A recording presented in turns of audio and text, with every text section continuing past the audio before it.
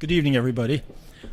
I'm Daniel Benjamin. I'm the president of the American Academy in Berlin, and I'm delighted to welcome you to tonight's lecture entitled Navigating the Nuclear Future, Safety, Sustainability, and Security, which will be delivered by Daniel Poneman, who is this semester's Airbus Distinguished Visitor.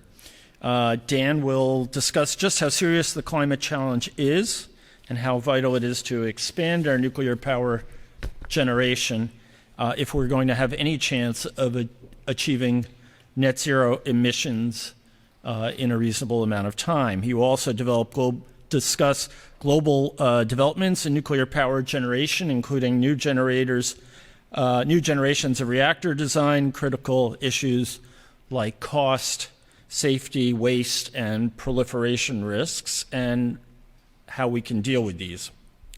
Now, I'd like to say at the outset that I am fully aware that for most people in this neighborhood, a talk about nuclear energy is about as welcome as a new variant of COVID. I get that. Believe me, I get that, having put together Dan's visit. But let me also say that the American Academy in Berlin was created to address the most critical issues of the day and to discuss these openly and candidly with our German friends, to exchange freely and cordially. And climate change, I think we can all agree, falls squarely in the category of most pressing issues. Indeed, it is an existential one.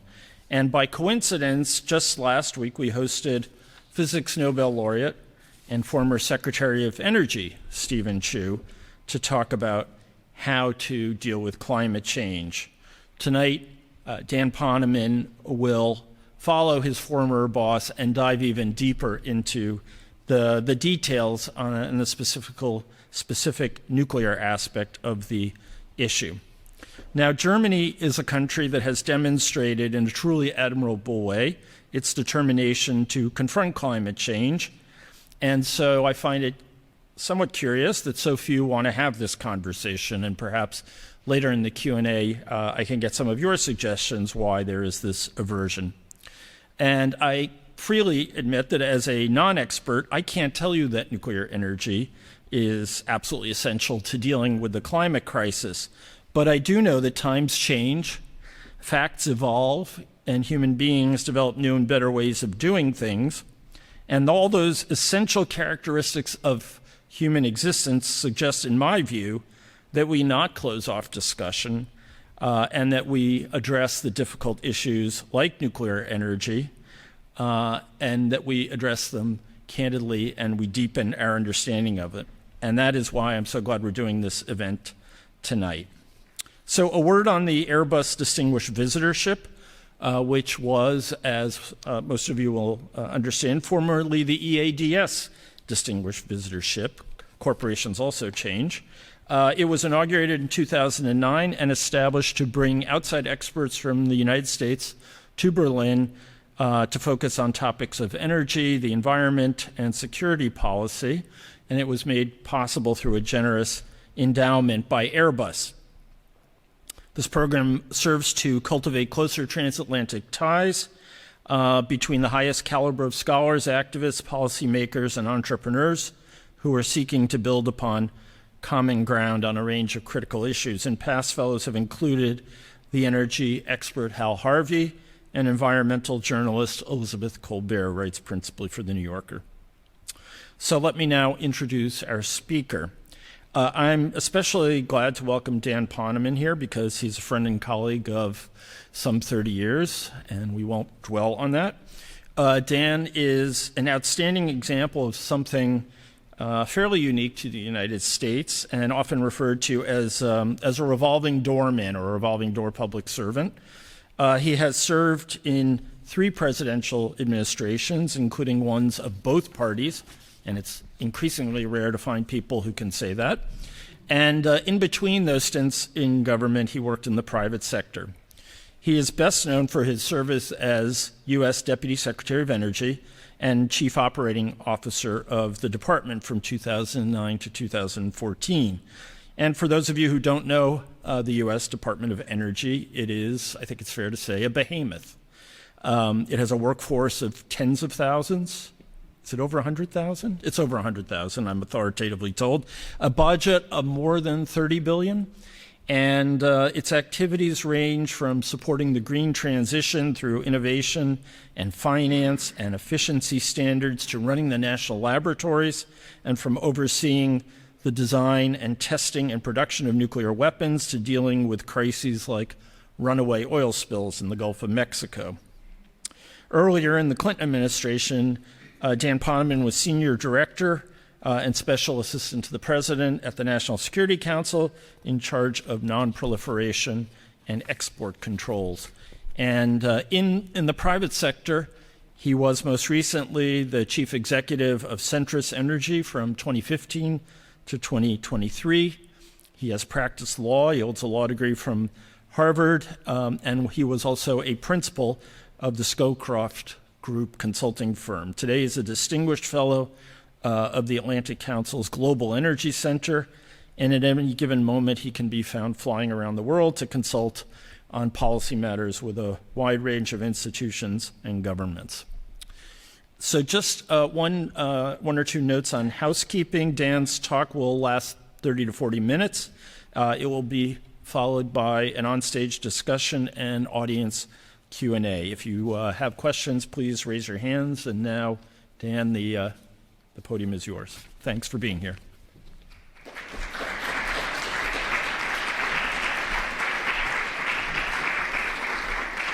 Thank you.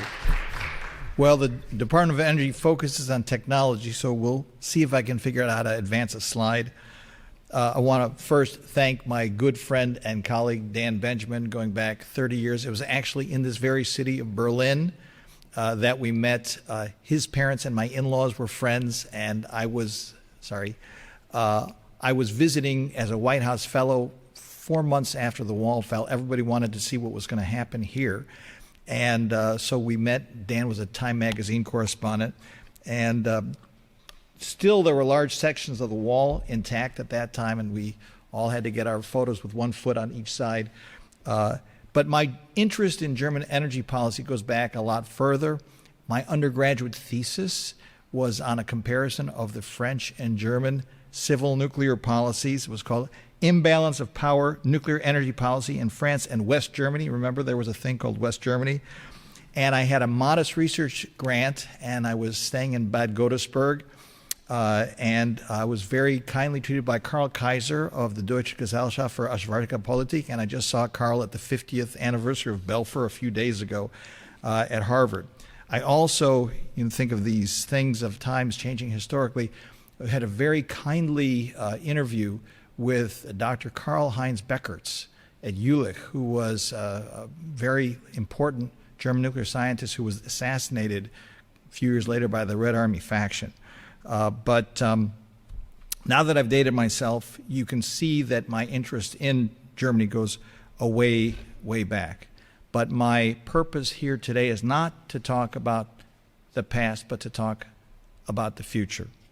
Many people first became aware of climate change from Al Gore's famous book, An Inconvenient Truth. Well, I am here to deliver perhaps 2 more inconvenient truths. And number 1, we are losing the fight against climate change. And number 2, we need nuclear energy if we hope to win it. Just consider the facts. And I watched on the plane on the way over Steve Chu's excellent remarks from last week. 1.5 degrees, the target, we've already gone past it. We've already gone past 1.5 degrees. The pledge that people made in Paris in 2015. I think it's time for me to start moving my slides here. There. I'm a former scuba diver. The Great Barrier Reef has experienced 5 massive coral bleachings in the last 8 years. You can't recover from that. Indeed, there is a global bleaching event going on right now as we speak. This is the 4th such event on record, the 2nd in the last 10 years. Arctic ice is vanishing at an alarming rate, and Antarctica is now losing ice shelves the size of Luxembourg. Deforestation, raging fires, and floods are continuing to accelerate. I just got back from China. They've had brutal heat waves there, including one last June in which 3 days in a row exceeded 40 degrees centigrade. First such string of heat waves in recorded history. Last month, while we were in China, massive floods forced the evacuation of 100,000 people in South China. In India, last year, 100 people died in a single heat event, and temperatures in Iran reached 67 degrees centigrade, which is near the limit of human toleration. And here in Europe, which is the fastest warming continent in the world, more than 61,000 people died in the summer heat wave of 2022. There's a research group, Climate Action Trackers, that reviews where we are in terms of pledges made and execution against those pledges. We are way off track. Under current policies, it's likely, and I saw Steve Chu say, came to the same number, that we're going to hit 2.7, maybe 3 degrees centigrade warming over pre-industrial levels this century. Even if every pledge that has been made is met, that would only bring the warming down to 2.5 degrees centigrade. Now, the original Paris goal of 2 degrees and ideally 1.5 degrees, I think, has yielded new information. 2 degrees is itself too high. Even at 1.5 degrees, the Intergovernmental Panel on Climate Change has found major impacts on Arctic ice, sea levels, extreme heat, and flora and fauna around the world. Let's ask how much worse 2 degrees centigrade would be. According to the World Resources Institute, at 2 degrees centigrade versus 1.5 degrees, we would lose twice as many plants, twice as many vertebrate species, 3 times as many insects, twice as many daily fish catches, twice as many crops. And horrifyingly, we would lose 99% of the world's coral reefs, compared to perhaps 70% if we can just manage to hang on to 1.5 degrees centigrade. In short, whole ecosystems could collapse. But what about all the progress? We've made a lot of progress on renewables. We've cut the cost of renewables. We've accelerated their deployment.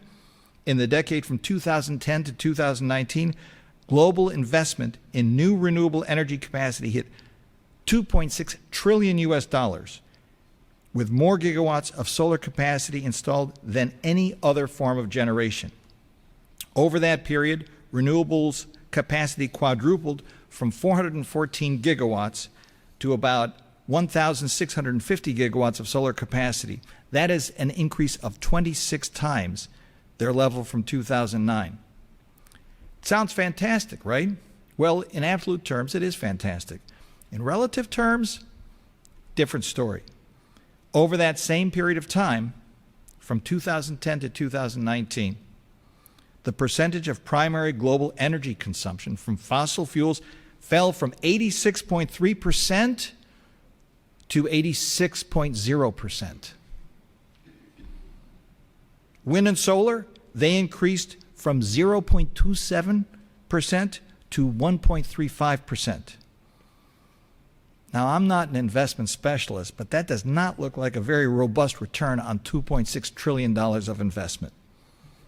And it certainly does not suggest that we're on a path to net zero anytime soon, much less to 1.5 degrees or even 2 degrees. In addition to the overall problem of renewables not yet scaling up sufficiently to make a dent in fossil fuel consumption is the political problem that the renewables are often used to knock out other forms of clean energy, rather than knocking out fossil fuels, which continue to be used to backstop wind and solar when the wind does not blow and the sun does not shine. I call this clean energy fratricide. Let's look at California, which adopted an aggressive renewable portfolio standard in 2011, requiring 33% of all power to be generated by renewable sources by 2020. Under this regime, the state added 35 billion kilowatt hours of wind and solar by 2020. But hydro and nuclear declined by 20 billion kilowatt hours over the same period. So the overall share of electricity coming from carbon-free sources changed from 53% to 53%. So we can flatter ourselves to think that we're solving the problem, but expanding renewables just cannot keep up with rising demand and don't even help at all if they are just used to displace other carbon-free sources of power like nuclear. To hit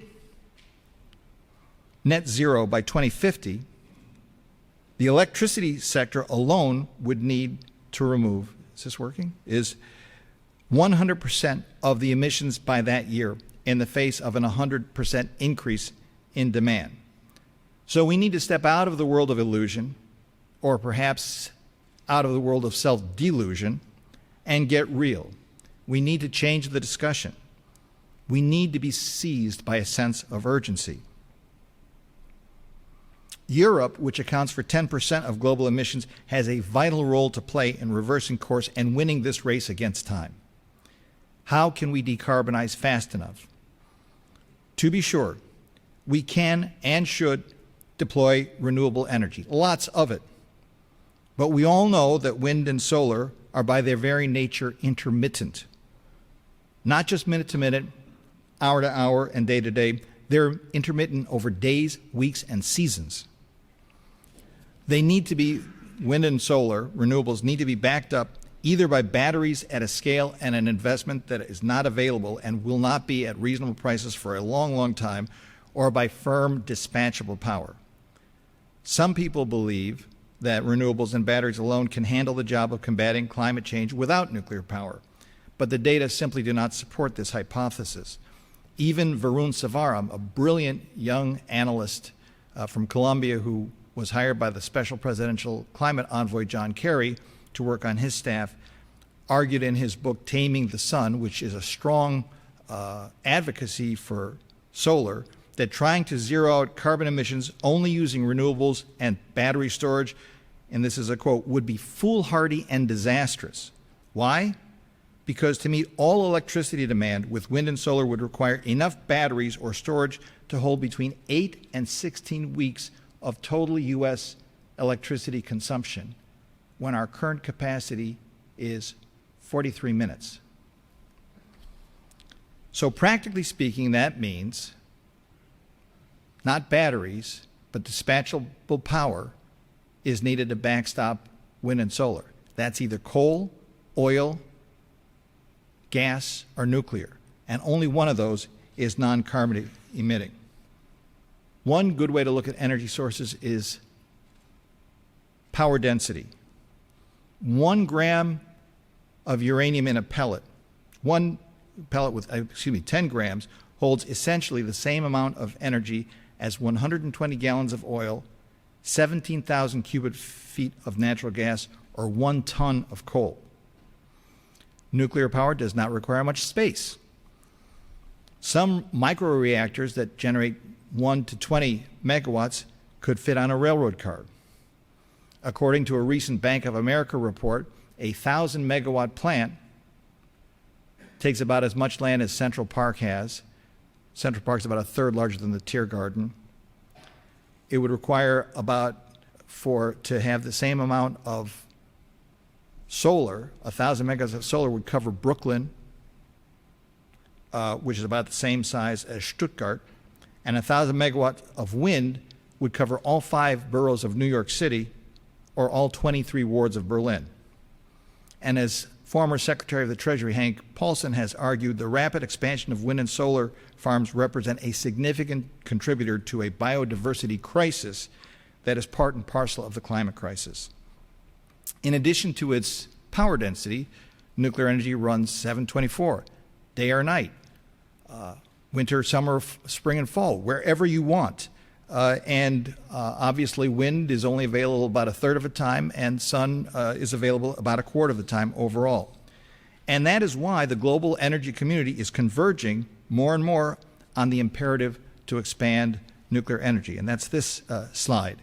The Intergovernmental Panel on Climate Change has found that almost all of their scenarios to get to net zero go through nuclear playing a large role.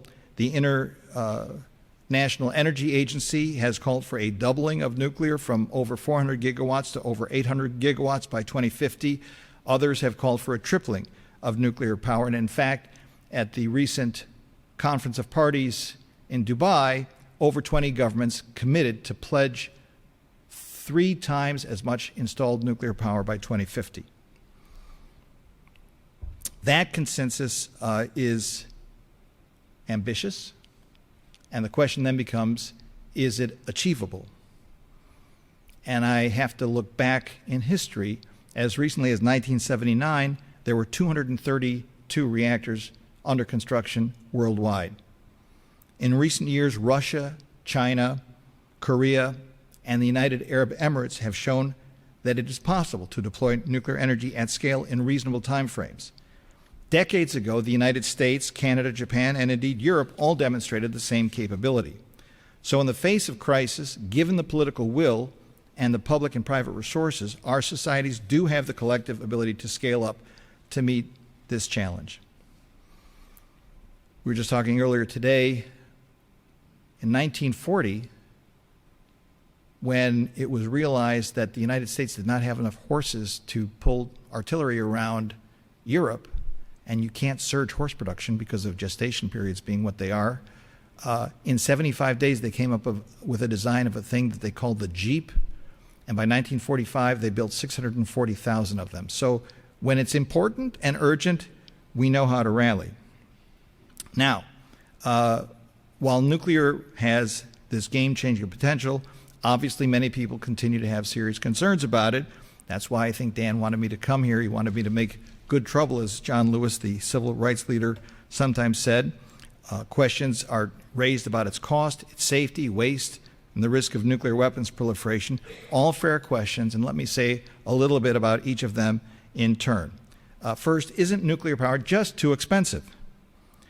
Well, to answer this question sensibly, we have to first of all compare apples to apples, not apples to oranges. A lot of people talk about the cost of solar, and they use this phrase you may have heard called the levelized cost of electricity, which measures just what that generator produces.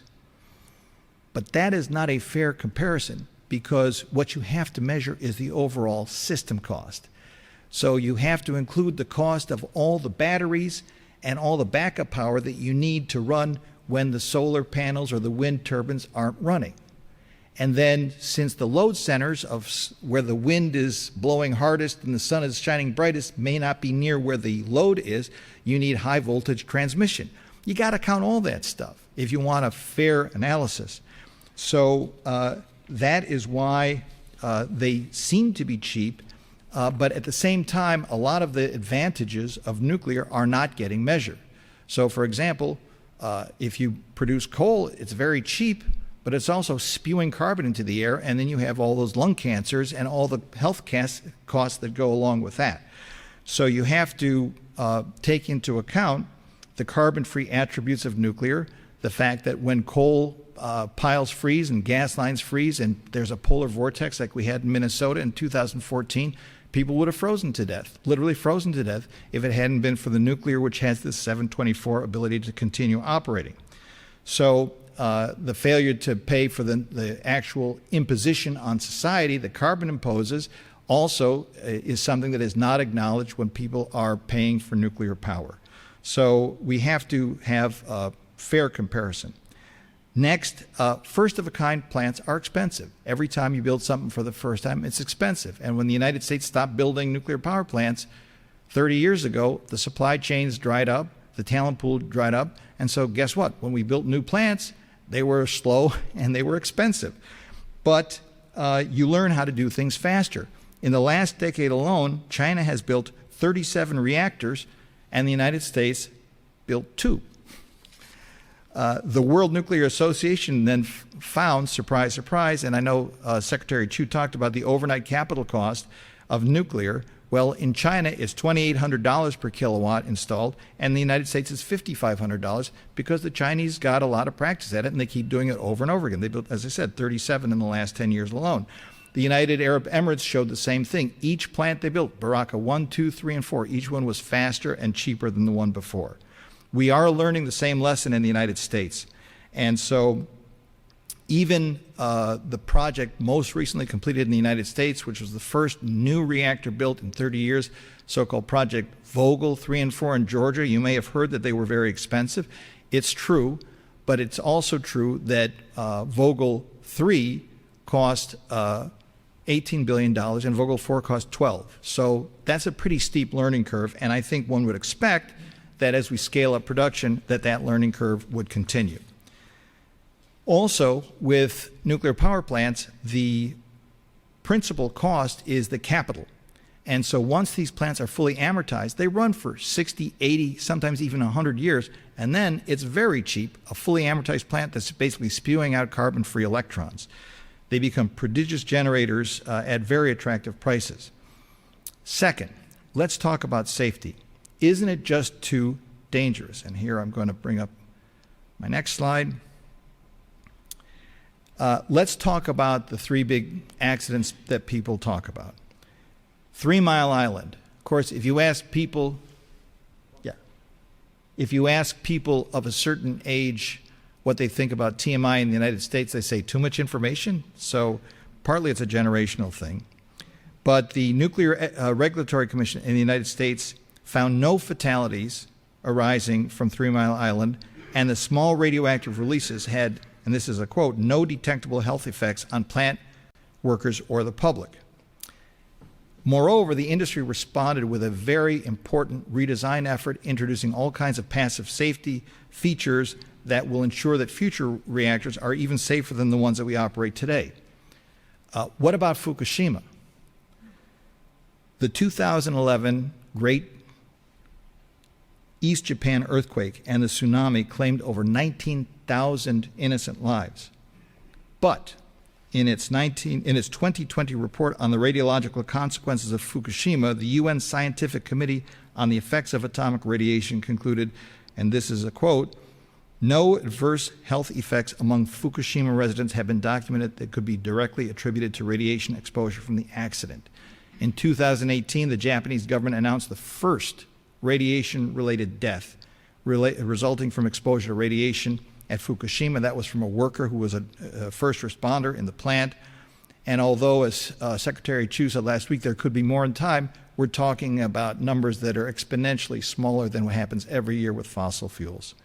The one nuclear episode that did result in a large number of fatalities, of course, was the 1986 Chernobyl accident, caused by a reactor with a deeply flawed design, followed by a deeply flawed governmental response and a cover-up by the responsible authorities at the time.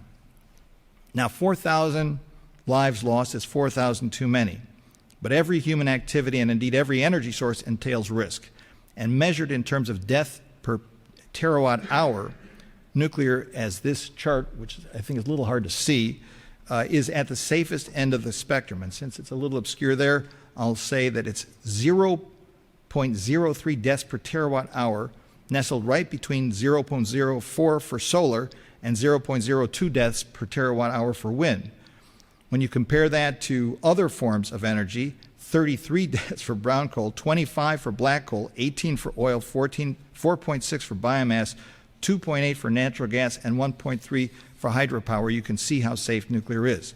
Now, what does this mean in human terms? Well, the U.S. National Institutes of Health estimates there are 8.34 million deaths per year due to fine particulate and ozone air pollution, which of course are products of fossil fuel combustion. Think about other risky activities, like driving a car. About 1.3 million people die a year from car crashes, between 30 and 40,000 in the United States alone. That's like 10 Chernobyls a year in the United States. So what has been the response of society? Well, we banned driving, right? We banned cars, we banned automobiles. No, of course the answer is you improve the safety, you introduce airbags, seat belts, side mirrors, anti-lock brake systems, front headrests, collapsible steering columns, and everything else. When it comes to using nuclear energy, just like in driving, the best policy in practice is just to continuously work to enhance its safety. The bottom line is that when it comes to analyzing risk, people need to distinguish between what's scary and what's dangerous. Rationally, we all know that driving a car is statistically far more dangerous than taking a commercial flight, yet many people who think nothing of driving are terrified to fly. Similarly, the prospect of radiation leakage as an invisible killer is scary, but as Professor Chu demonstrated last week, spewing carbon into the atmosphere does far more damage to our health and to our planet. We need to overcome our irrational fears lest what is now dangerous metastasizes into what is indeed fatal to people, flora, fauna, and the planet. Third, what about nuclear waste?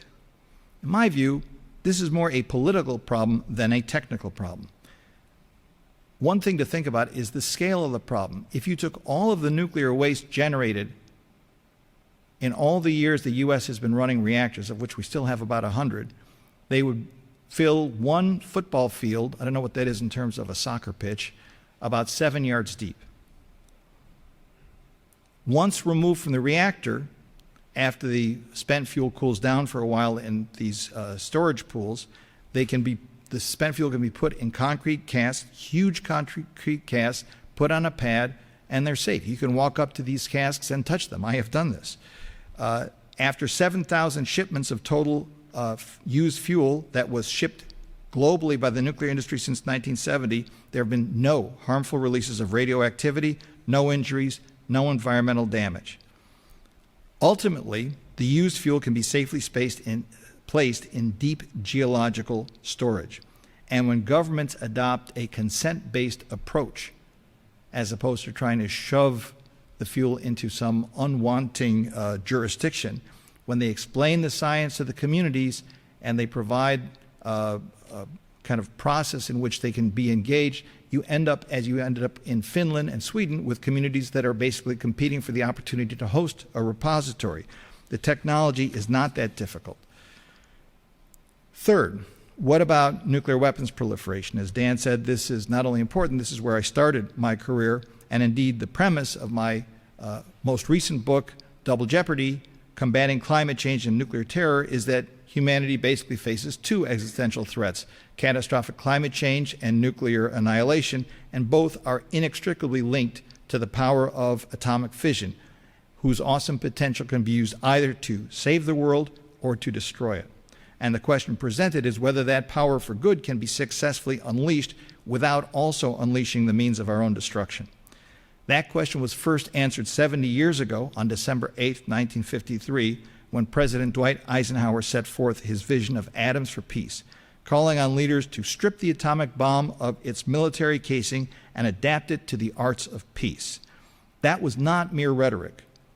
President Eisenhower called for the establishment of what became 4 years later the International Atomic Energy Agency, which has done, in my judgment, an extraordinary job under the most challenging circumstances to fulfill Ike's vision of promoting the peaceful use of atomic energy for medical, agricultural, and energy uses, while also implementing a system of safeguards and accounting supported by cameras, seals, on-site inspections to mitigate the risk of diversion of fission technology to military uses, and to provide timely warning of safeguards violations to allow the international community to respond.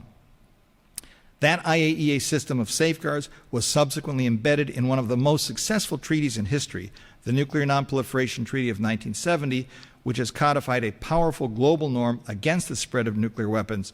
And so remarkably, despite the fact that the technology to build nuclear weapons is now nearly 80 years old and was developed with slide rules before the age of computers, despite the warning of President Kennedy of 20 to 25 nuclear powers in the 1970s, here we are in 2024 in a world with only 9 nuclear weapon states.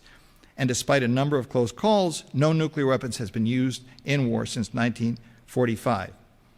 Now today, as I will argue in some remarks tomorrow, humanity actually faces a greater danger of possible nuclear conflict than at any time since the 1962 Cuban Missile Crisis. Some, but not all, of this increased danger has been driven by President Putin's ruthless war against Ukraine, including the occupation of and threats posed to the Zaporizhzhia nuclear power plant in Ukraine. We must therefore exercise the utmost vigilance in seeking to prevent more countries from obtaining access to nuclear weapons and to prevent dangerous nuclear technologies, materials, or the weapons themselves from falling into the hands of terrorists or adversaries. And just as in the area of safety, where an accident anywhere is an accident everywhere, so too in the area of security, a nuclear incident anywhere is an incident everywhere. So whatever nuclear incident would occur, apart from the direct damage inflicted, would likely erode or perhaps destroy the social license the governments need to continue to operate nuclear power plants for energy and climate reasons, and could lead to a contagious effect when it comes to other nuclear incidents. The other message out of this brutal aggression against Ukraine is that energy security is national security, and that replacing a self-sufficient nuclear energy program with excessive dependence for the lifeblood of our economy on energy imports from Russia or other potential adversaries must never again be allowed to occur. So if we can responsibly and effectively manage these risks, what role can nuclear energy play in tackling climate change? Well, nuclear already accounts for 10% of the world's electricity generation, about 20% of our carbon-free power. It's provided by 440 large-scale reactors now operating around the world. And now, even though decades have passed since the United States has built a large number of commercial reactors at the same time, nevertheless, through this innovation system that Dan discussed in advance at the Department of Energy, the national labs, through the continued building of nuclear submarines all during this period, there's a whole new generation of advanced reactor designs that are being developed that offer major cost, safety, waste management, and non-proliferation benefits. Recognizing this progress and the promise held by so many of these advanced reactor designs, in 2020, the U.S. Congress passed legislation establishing the Advanced Reactor Development Program, under which the U.S. Department of Energy granted awards to 10 promising designs for further development, including 2 major investments in building demonstration reactors to catalyze a new wave of advanced reactors in the United States. And here is, I'm not expecting you to be able to read this, but this just shows you the sort of range, we could talk about it during Q&A, of the different designs that are being looked at. I'll just mention a couple. One of the 2 big demonstration reactors is Bill Gates' Natrium reactor, which will break ground in Kemmerer, Wyoming next month.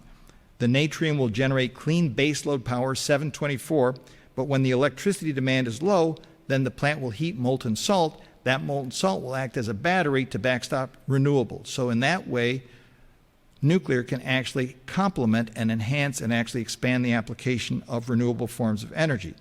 The other demonstration plant that is being supported is being built by X Energy, which is now working with Dow to deploy its high-temperature gas reactor to help decarbonize Dow's industrial processes at a plant in Seadrift, Texas. And why that's important is because electricity is only 25%, accounts for 25% of our global emissions. And so if we really want to decarbonize, we've got to decarbonize industrial processes as well. What are the innovations that are being explored in this new generation of reactors? Well, some designs focus on smaller size and manufacturability so that reactors can be built in factories and shipped to the sites, and that standardized designs can be licensed and then deployed in large numbers, versus the large stick-built plants with unique design and siting features that make regulation very, very complicated.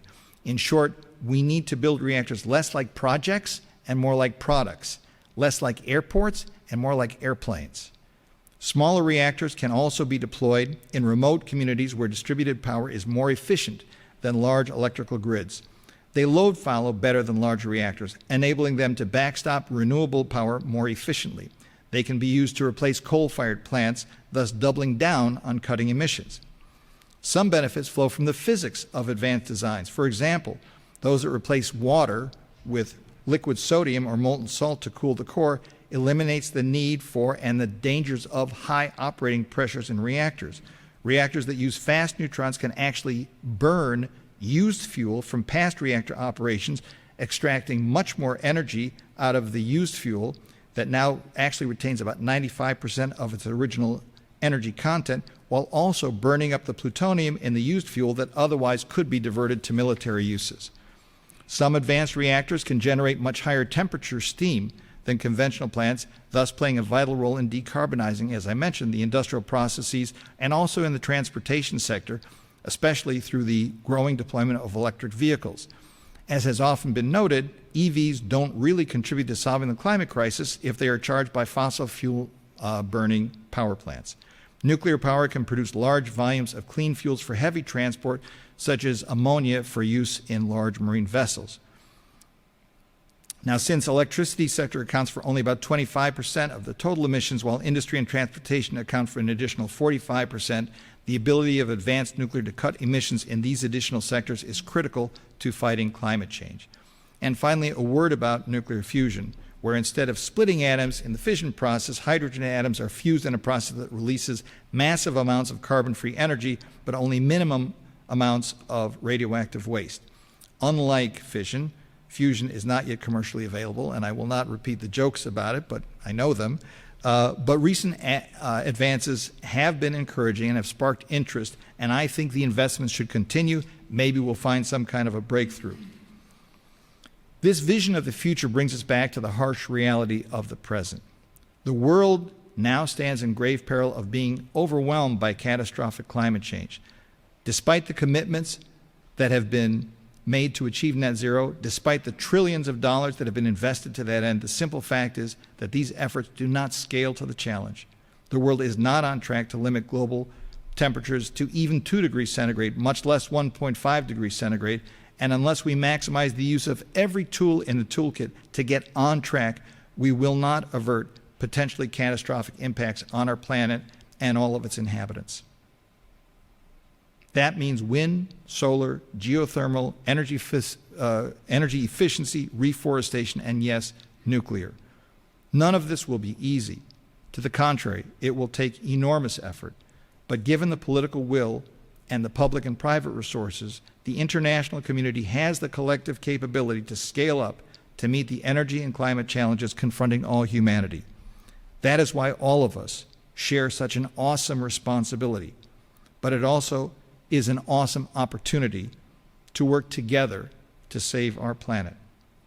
Now, I have not presumed in these remarks to speak about the position of the German government on nuclear energy, but if that position were to move from opposition to support, then Germany, by virtue of its stature in Europe and around the world, the strength of its economy, the talents of its people, the capabilities of its industry, could play a profoundly important role in saving the planet, deploying the incomparable German safety standards, engineering acumen, and manufacturing and construction capabilities to make nuclear even safer, better, and cheaper.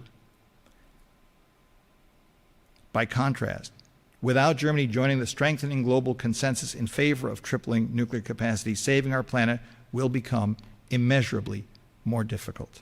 Because, as Benjamin Franklin said at the beginning of our republic, when the Declaration of Independence was signed, we must all hang together, or assuredly, we will all hang separately. So on that encouraging note, I want to thank you for your attention. It's obviously a topic that I feel passionately about. I think the moment is right to move in this direction, and I think with the help of people around the world, and especially in Europe, we can get there. So thank you very much. I'd be very happy to take your questions. Is that working? Something tells me there are a number of scientifically literate people in the room, maybe even scientists. And so I'm not going to ask many questions, Dan. I'm going to turn over to the audience as soon as possible. But I wanted to start off by asking you, I think you make a very powerful argument, and any number of other people are making a similar argument. How is the United States reacting? You mentioned the legislation. And how's the rest of the world reacting? And then finally, how are markets reacting? So it's interesting. There has been, I think, a sea change in the last several years in public attitudes. In the United States now, roughly 70% of the people support nuclear energy as part of a response to the climate challenge. Interestingly, the 70%. The one demographic that is negative is people over 60. So that includes me. You may not be there yet, but now, so that's in the United States. In Europe, it's very interesting. Most of Europe has become quite bullish. Central Europe is extremely bullish. and for a combination of both climate and energy security reasons, because they have, most of them depended all their lives on Russia, and they don't want that. So Poland, Slovakia, Slovenia, Bulgaria, Romania, obviously Ukraine, Hungary has a sort of different, slightly different flavor, but they're all strongly pro-nuclear. You still have France and the UK strongly pro-nuclear. You have had changes in places like Belgium, which delayed the shutdown of their reactors, and the Dutch are now looking at building new nuclear. And it's for this, more in Western Europe, it's really more on the climate side than the energy security side. So it's really, I would say, in Europe, mainly Germany and Austria, where you still find very strong opposition. In the other thing that's happening is other parts of the world. In Asia, obviously, there's been a lot of, I think, in the last few years, Prime Minister Kishida had sort of reversed the kind of hemorrhaging of public support for nuclear in Japan. It's still very tough in Taiwan. President Yoon has reversed President Moon Jae-in's opposition to nuclear. So Asia is going in that direction. And you now also actually find a lot of interest in Africa. And this is where a lot of the small modular and distributed forms and microreactors are applicable, because a lot of these countries can't accommodate large plants anyway, and they have much more distributed requirements and therefore are good candidates.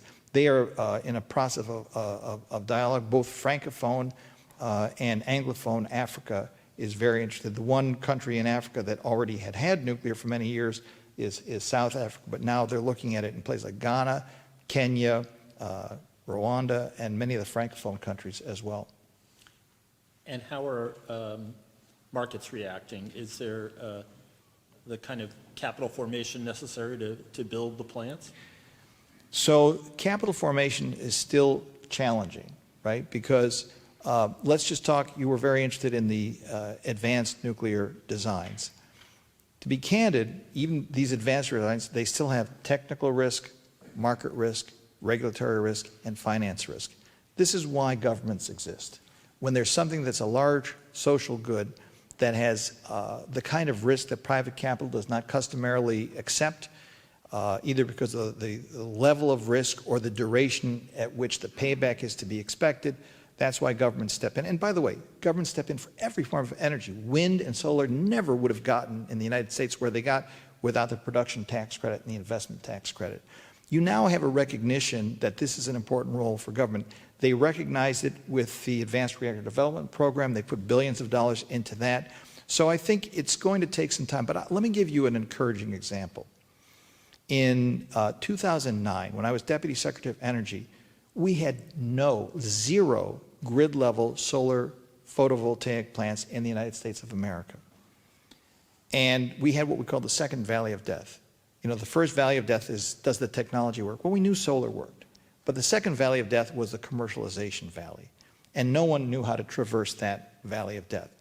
The Recovery Act made $30 billion of loan guarantee authority available, but we had to spend it by September 30th, 2011. And we got like 6 months of intense effort, and we got 5 plants built at grid scale for solar PV. And then sure enough, private capital said, oh, it works, and they came in, and that's how the solar PV revolution really happened in the United States. So I think right now, nuclear is still at a phase, in terms of especially advanced nuclear, Dan, where you're going to have government help us get to that, across that second valley of death. The larger reactors are different because the technological risk, all those risks have been retired, but the execution risk and the construction risk still are substantial, as we did experience with Project Vogel. But there, at least markets know how to measure that. They know how to evaluate the progress that's made in terms of the cost curve coming down, and some of the regulatory risk also is less present. So I would say the importance of government support is more important on the advanced nuclear generation than on the existing generation. Are there any more reactors going up in the U.S. other than the ones in Georgia? The ones in Georgia are the last, what we call stick-built large Gen 3 plus reactors. The next reactor to break ground is going to be this Bill Gates reactor. June 10th, they have a groundbreaking. But there's a bit of a hiatus. I'll say one thing. You know, the U.S. Department of Energy, this is actually a very important point. In March 2023, the U.S. Department of Energy released what they call a commercial liftoff report. And they said for the United States to meet its goal of net zero by 2050 would require 700 gigawatts of new power generation. 500 of that was supposed to be renewable, 200 supposed to be nuclear. That was a year ago. In the last year, because of the unbelievable electricity demand from generative AI and the data centers, and there are many numbers floating around, but I've heard a number of like 100 gigawatts of additional demand. And you know, this is mind-boggling. And what this means is there's no way you're going to fill that bucket with small modular alone. So once people, I think, assimilate the learning curve lessons out of Vogtle, I think you're going to see, in fact, I know people are looking seriously at, again, building large reactors. I think to make these numbers, you're going to need a mix of reactors of all sizes, large, medium, and small. That's all of our kids' video games, huh? I guess. Yeah. Okay, why don't we open it up? I have other questions, but I'd love to hear from the audience. There was a question right here. I'm giving you my microphone. I've been silent. Yeah. Thank you very much for the interesting talk, and I have one remark and one question. The remark is, in Germany, nuclear is dead currently. And it's dead because, you know, Siemens exported and sold all their technology to France. The faculties are no longer focusing on technologies. They are focusing only on waste, nuclear waste, in Aachen, for example. And now comes the three big energy companies, RWE, E.ON, and Vattenfall. You talk to the CEOs, they don't want to hear nuclear. It's dead, they said, we concentrate on everything else. So who should do that? That was my remark on Germany. Question, interesting in your talk, you have not mentioned hydrogen as a storage facility. And my question to you is, how is this viewed in the United States? Because a lot of money is currently poured from the EU and also from Germany in this technology. Great comment, great question. There's a lot of interest, and there has been going back to when Secretary Chu and I were at Department of Energy in hydrogen. One of the interesting things about it that he just raised last week is you can use electricity to take the electricity to where you need the hydrogen and have less of a burden in terms of shipping hydrogen around in heavy containers and so forth.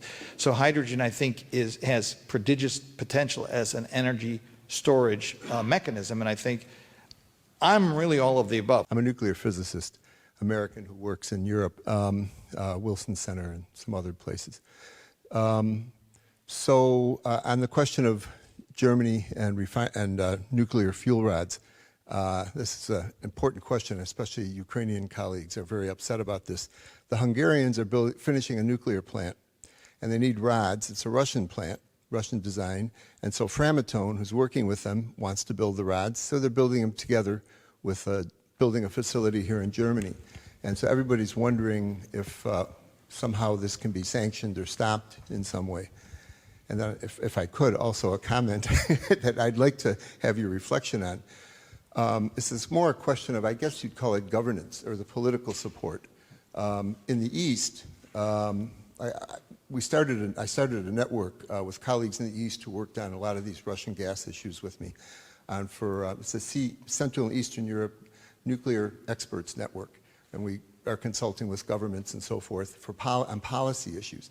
And the problem we find is if you're going to do this building, starting in some cases like Poland, building the whole industry from scratch, without the support, really enthusiastic, proactive support of Brussels, it's really very difficult also to coordinate the various countries. So we have this taxonomy, but we'll see. The next energy commissioner might be from Spain, who's extremely anti-nuclear, just like the German ministers here.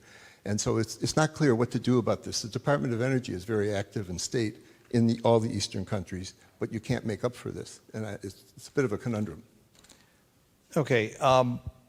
With respect to the Hungarian plant, what has happened over time is that basically all of the Eastern and Central European countries became 100% dependent on Russia.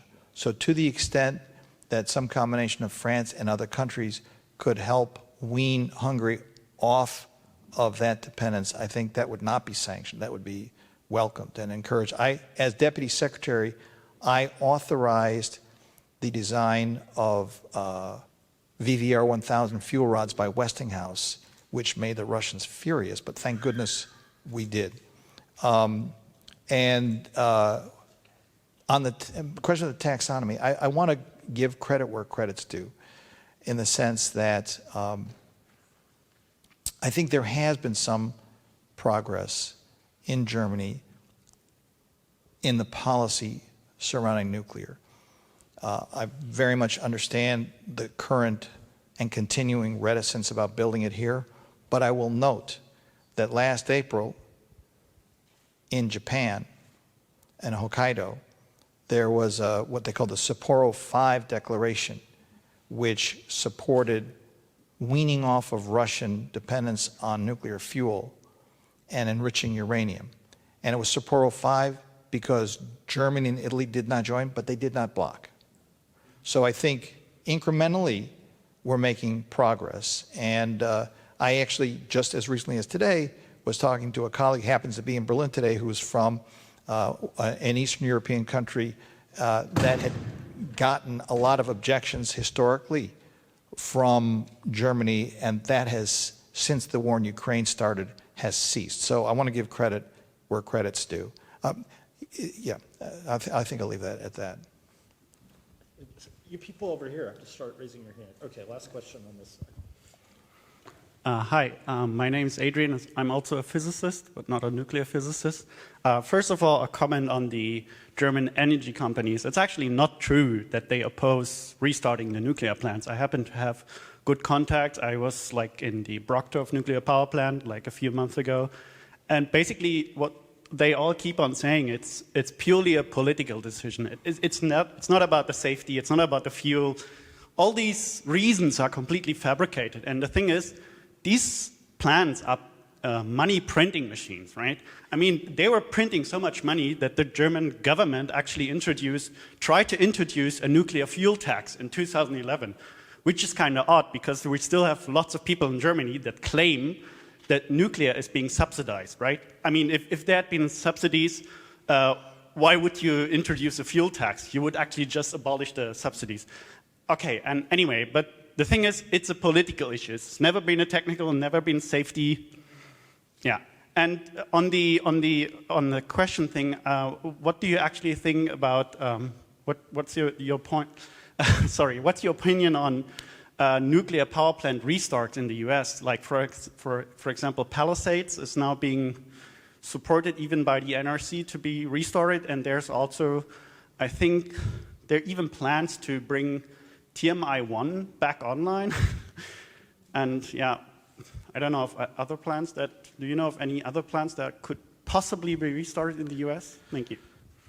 Yeah, the problem is that there comes a point where you cross a Rubicon where it becomes more challenging and burdensome to restart. I would say, as in the case of Palisades, where it is deemed to be regulatorily sustainable, we should. I mean, they are just prodigious carbon-free electron generators. I think I may have said in the talk, we get 20% of our electricity from nuclear. It's 50% of our carbon-free. And the same ratio globally is 10% of the electricity, 20% of the carbon-free electricity. It's just a prodigious and tiny generator of carbon-free electricity. So this is why I would say if you can reopen them, you should. I think there are some on that There side. are indeed. This gentleman, that's you, right? Yeah, thank you very much for your interesting lecture. I think your ideal state here in Europe for your nuclear vision is France. 80% is produced by nuclear energy. But last year, they had to import electricity from Germany because of the problems with the cooling system, heat wave. This is not becoming better. And not mentioning the the nuclear plants, which are getting older and older and becoming safety problems. But climate change is not a nationwide problem, it's a global problem. So I think Europe can play a very important role in technology to solve this problem. What is, in your opinion, an interesting mix of different types of energy production, renewable, nuclear, coal, maybe, yeah, here in Europe, not seeing your huge increase in nuclear capacity here in Europe, but to have a mix which is something which is good for Europe and which could advance in technology. Couple comments. First, in terms of age, I think there have been a lot of plants that have had license renewals. We're now into second license renewals. I don't think it is axiomatic that older plants cannot be maintained in an adequately safe situation in which to operate. I think you have to be thoughtful about it. I think you have to have replacement parts and so forth. But I think that the record shows that they can continue to operate safely for some substantial period. To your second point, I actually am in general agreement. First of all, what I said and what I believe is we need everything. You know, we don't have, what I don't like, as I said, is like carbon-free fratricide. I don't like nuclear knocking out, I don't like renewables knocking out nuclear. I don't think that makes any sense. I do think it makes sense to acknowledge it's absolutely true, it's a global problem, and that different parts of the world will have different sensible mixes of energy. So like solar makes a lot of sense in Saudi Arabia, right? Much more than it may make sense in a dark northern clime that's got, you know, a lot of cloud cover. So I think we just have to be realistic about what can come. That's why the question about hydrogen, I think, is good, because there are ways in which you can reify energy in forms that can be transported more easily and economically. So I'm not against that at all.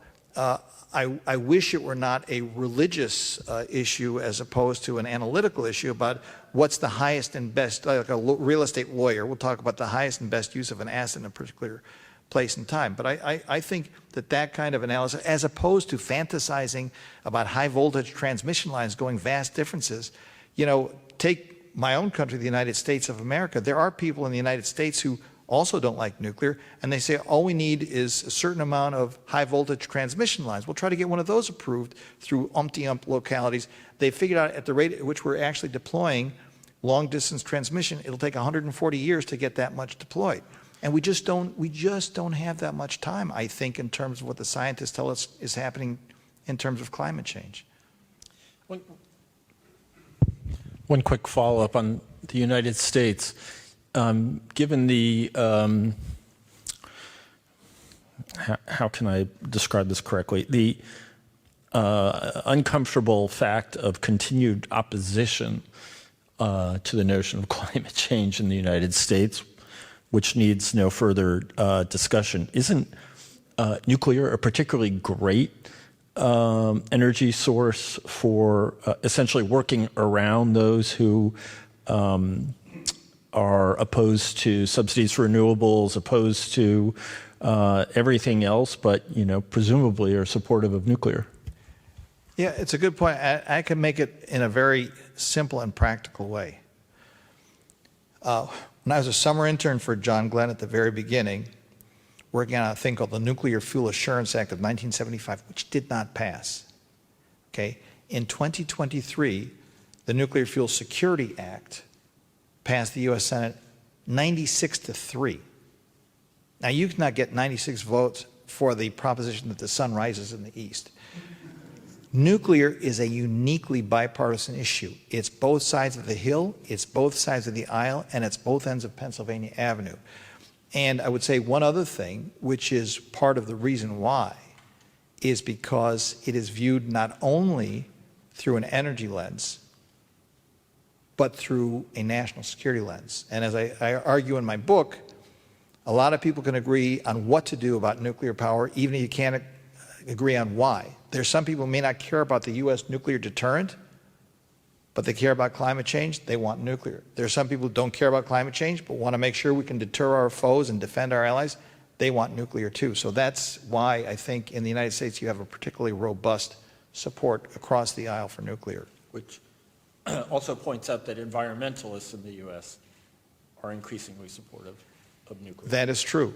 That is true. There's more and more environmentalists, and it's for the obvious reasons. It happened before. I never thought it was a good idea to talk about a nuclear renaissance. I always felt that was bad karma, and it turned out to be. But there are people, anybody remember Stuart Brand of the Whole Earth catalog? But he said, he was virulently anti-nuclear, and he said, I haven't seen the light, but I've seen the dark. In other words, he's seen what happens if you can't address carbon. And carbon is the snake, closest to us. We got to take care of.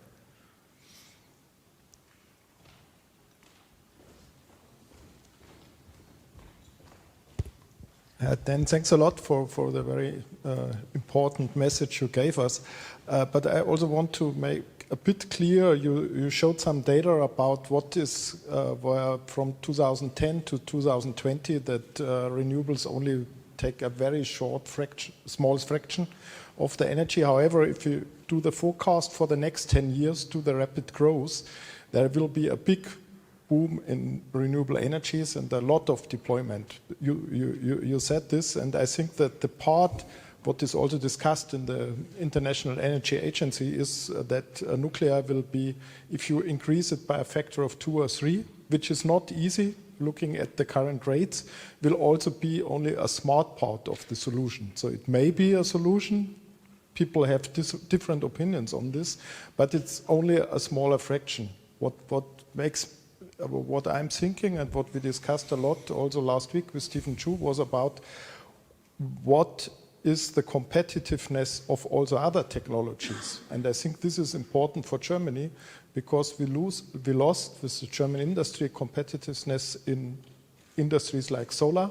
It's difficult to keep up with batteries. It's difficult to keep up with green hydrogen technologies if we look what is happening in Asia. So, and I think this is important also for Europe to look where we want to be competitive with future technologies. And I think the answer is not that easy. So I don't know if nuclear will be for Germany a choice again. Maybe it's for other countries, but certainly I think Germany needs to look that we don't lose ground in other technologies as well, where we have been leading in the last 10 years. Yeah, just a very simple comment on that. As I said, I'm an all of the above person, and I just got back from China, and this challenge, which Janet Yellen spent 6 days there about, and everybody's now writing about and talking about, this overcapacity, it's a real problem. And, they basically obliterated your solar industry. And the bad thing is countries that don't have our standards in terms of carbon emissions, they basically can be dumping their carbon emissions through cheap products on our markets. So I agree with the premise. We gotta pay attention to that.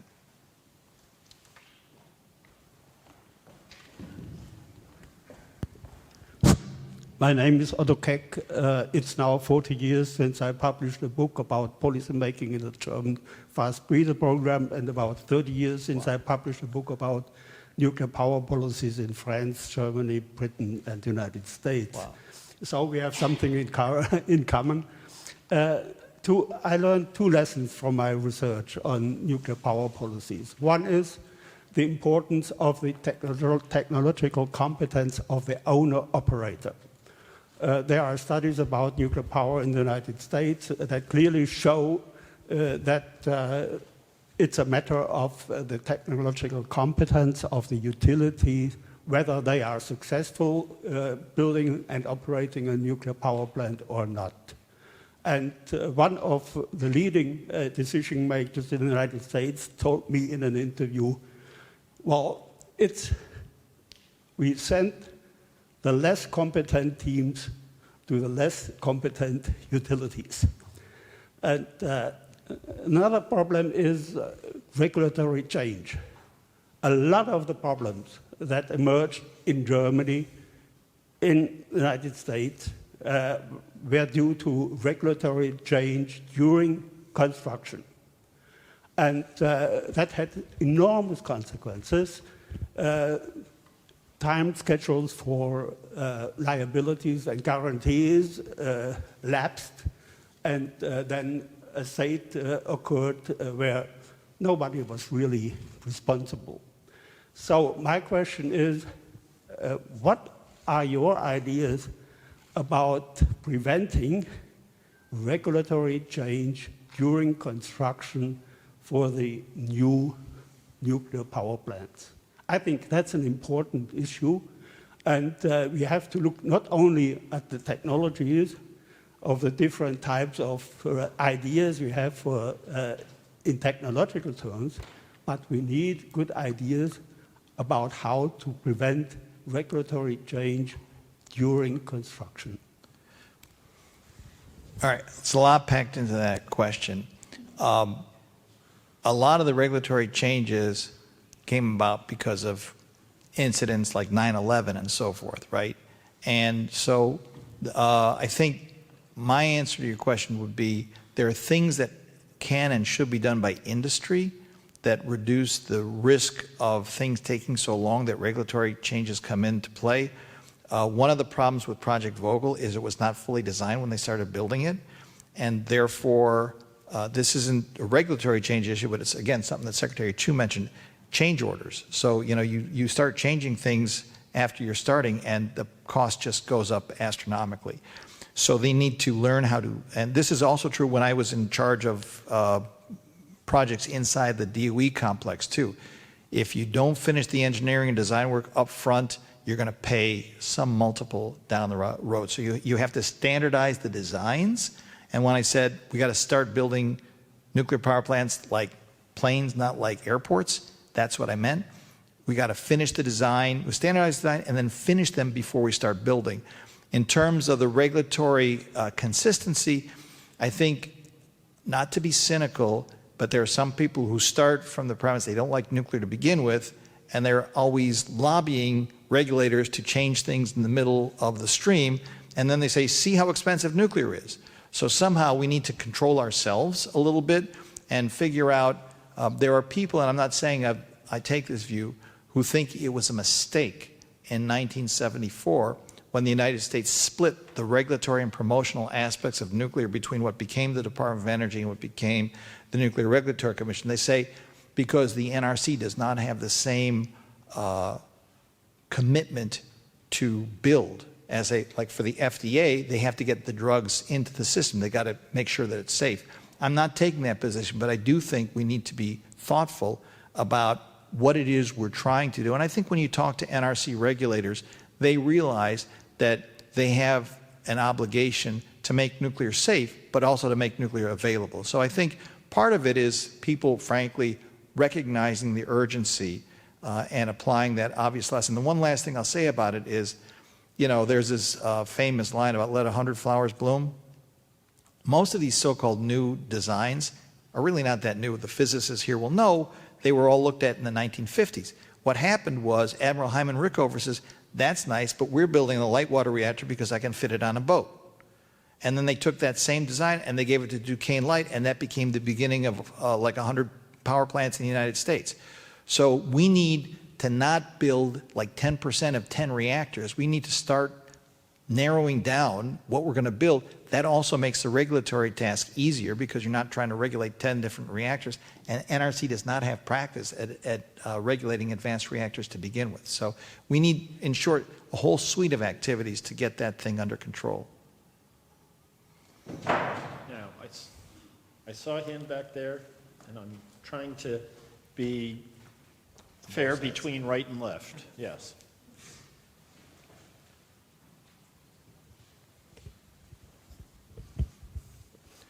Very interesting presentation. Two issues. First, the goal is to decarbonize. If we want to decarbonize, we should take a different approach to the energy, to the use of energy in the society. The per capita energy use in the world has been increasing in the last years, and the population also. So how do we expect to tackle this issue if we do not try to reduce the per capita energy use?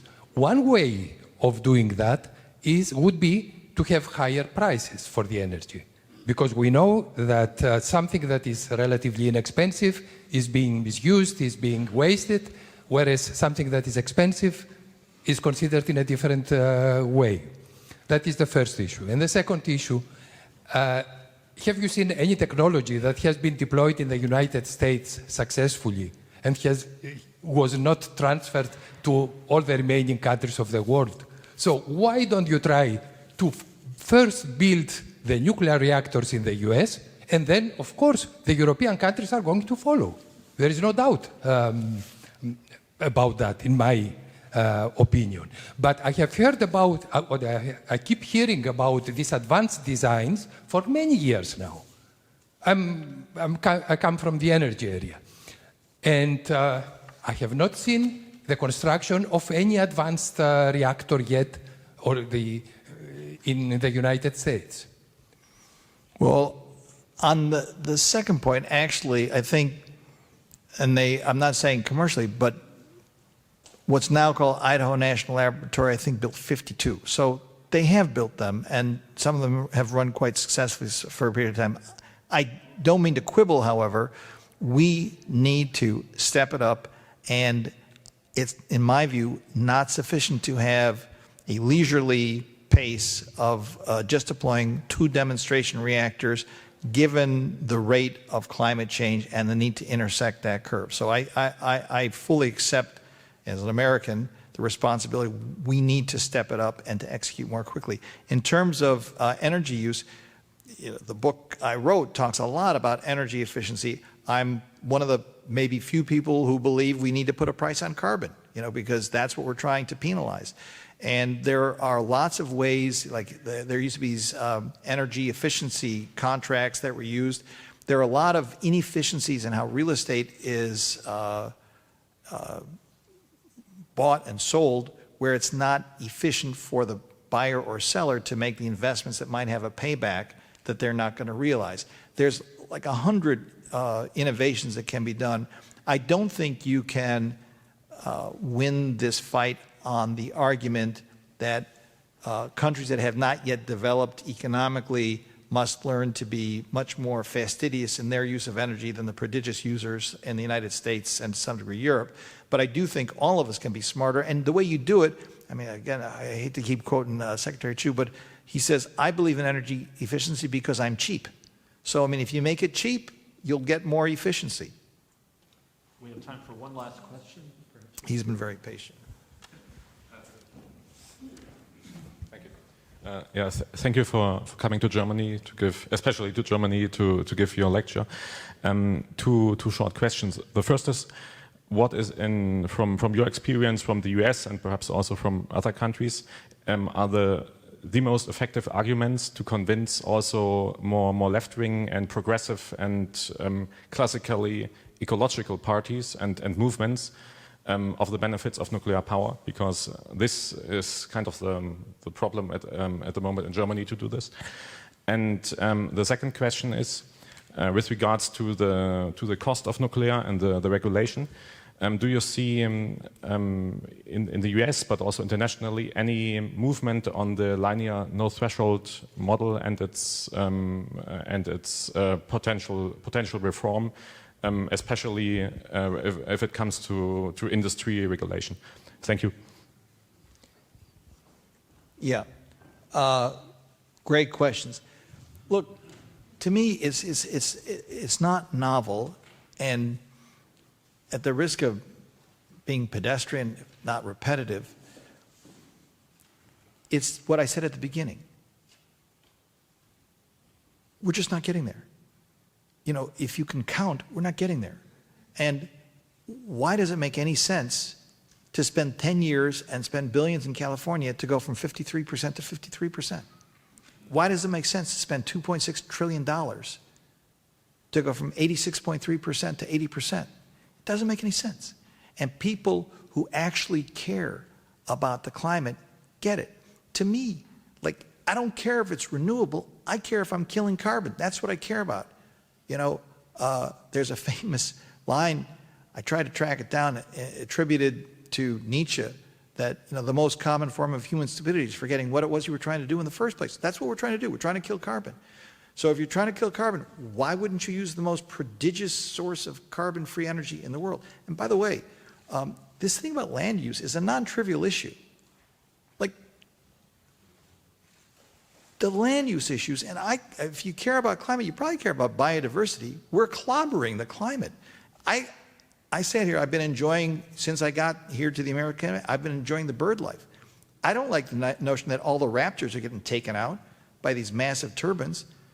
I'm not saying not to do it, but people, I think they have to be, and you know what else they've got to do? You got to measure everything. So a somewhat mischievous friend of mine asks people, what do you think a wind turbine blade is made out of? It's made out of oil. Nobody talks. What about all the concrete and steel that go into other forms of energy? So nobody is doing, I shouldn't say nobody, not enough people are doing the whole systemic thing. And they go, oh, look at, you know, the price of solar has come down 10x, because that's the price of the solar without looking at the transmission, without looking at the battery storage, without looking at the coal that goes to replace the solar when it's nighttime. And so I think, at the risk of being simplistic, intellectual honesty is a good argument to use. Now, on the other, and for the benefit of others, there are some questionable assumptions in some of the regulatory standards in the nuclear area, which assume a linearity to risk. And they say, basically, this is maybe an oversimplification, but if you have a 1-foot stoop, that jumping off that 1-foot stoop 1,000 times is the same as jumping off a 1,000-foot cliff one time. But there's no evidence to support that. I mean, this goes, again, back to the Steve Chu thing. Eating bananas doesn't increase the risk of cancer, but you are ingesting radiation.